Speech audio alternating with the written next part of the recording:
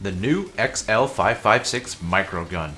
This is the second minigun that has been added to the game, and as you'd expect, it's a giant ball of death in your palms. 750 rounds, 2000 rate of fire, and while it doesn't support that much damage, only at 36.8, it makes up for that in sheer volume of fire. So here are the stats of the weapon so you can take a look at it yourselves. All in all, it's pretty much what you'd expect from a minigun. A lot of ammo, a lot of shooting, but low accuracy and low stability. Now, at its base, it's pretty much the exact same as the base Vulcan minigun. The only difference being the damage and the rate of fire. The Vulcan has 10 less damage, but 1000 more rate of fire. So all in all, they perform pretty similarly, but I'd say that I prefer the new Microgun over the old Vulcan. The only difference between them is also the biggest difference in how they perform. While they both have the same stability and accuracy without mods, the Microgun just feels way more controllable and way more accurate when tap firing.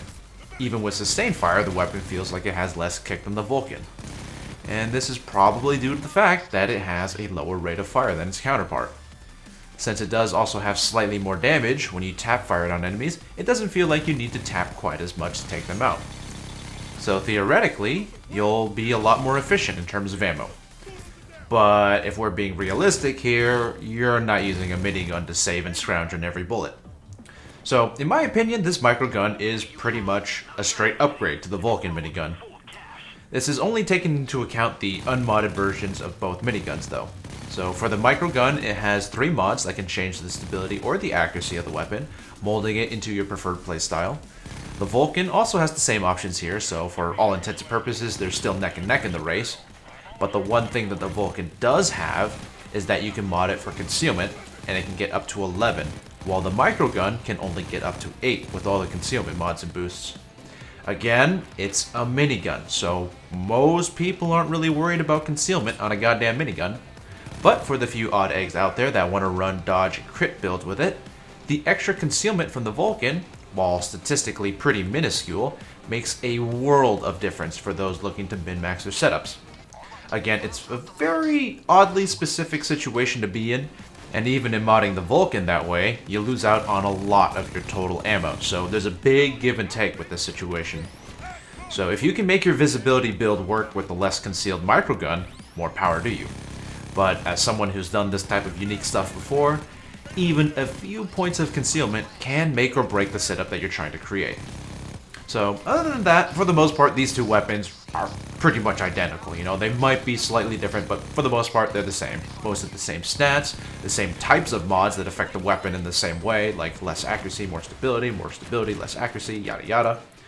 To me, it just seems like an addition to say, well, here's a free DLC-less version of the minigun that we have in the game now. You know, it seems like a pretty common trend with most of the new weapon additions these days. Just add free versions of DLC weapons that we've had in the past.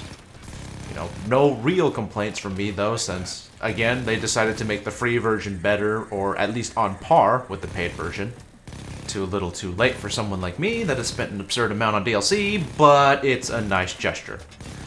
So for taking a more isolated look at the weapon itself, it functions pretty similarly to the LMGs. You know, a lot of ammo, very spray and pray. Now, I don't know if this was a feature exclusive to the Microgun, or if it was just a change for all of the minigun type weapons, but one thing I noticed was that the ammo pickup for the weapon is actually really good. I mean, like, entirely sustainable. When miniguns were first introduced, they couldn't even pick up ammo off the ground. And in a much later update down the line, they allowed them to pick up ammo packets, but the ammo return was so pitiful, it wasn't something you relied on. After doing a few runs with the Microgun though, it seems like it has very sustainable ammo pickup. Not nearly as insane like LMGs or SMGs or anything, but it's entirely passable. It made playing without ammo bags bearable. I just thought I'd give that a mention, as it seems to be a pretty big plus in favor of the weapon, without it being really stated anywhere. Another thing I noticed is that despite being a minigun, it also has some decent range when you use it right. With short taps, you can still hit mid-range enemies a little bit, which is more than enough to kill the low-health snipers. Again, it's just a small thing I noticed while trying it out, but it makes it that much more powerful than it would seem. So, a surprisingly versatile weapon, with the new changes to one down/death sentence, enemies don't really have the same stupidly high health like they did before, so this weapon will shred enemies extremely efficiently. Of course, bulldozers are the one exception to those changes. It still takes a stupid amount of damage to off one, but if you play your cards right, you'll still make quick work of them as long as you avoid dying to them first. So, while not a new weapon in terms of idea, archetype, or stats, the microgun was still a fairly enjoyable thing to play with for the update. It certainly gave me an excuse to use a minigun again, so that was nice. Give it a go if you're interested, and bonus points for it being a usable weapon on the hardest difficulty.